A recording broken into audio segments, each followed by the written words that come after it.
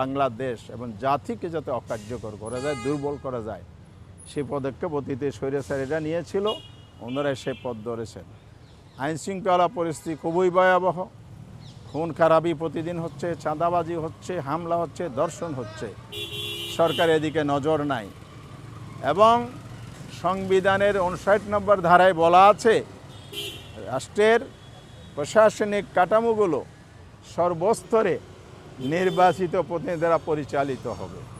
কিন্তু এই সরকার দলীয় লোকদেরকে প্রশাসক নিয়োগ করে গণতান্ত্রিক এই দ্বারা নির্বাচনের দ্বারা বন্ধ করে দিয়েছে বা বিলম্বিত করছে।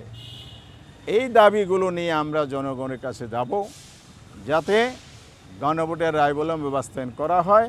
আর প্রাসঙ্গিক জনবান্ধব এই দাবিগুলো আমরা সেখানে আলোচনা করে সিদ্ধান্ত নিয়েছি।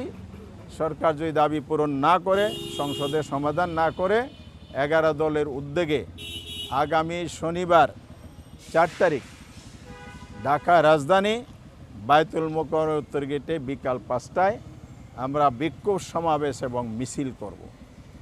এবং পরবর্তী সময়ে আমরা দেশবাসীকে সামনে রেখে গণসংযোগ, লিফলেট বিতরণ, জনমত গঠনের কর্মসূচি নেব এবং বিদ্যুভিত্তিকভাবে একাডেমিলি এই কনসেপ্টগুলো জাতিকে অবহিত করার জন্য আমরা সেমিনার, সিম্পোজিয়াম, রাউন্ড টেবিল, বিভিন্ন প্রক্রিয়া প্রোগ্রাম নির্ধারণ করেছি।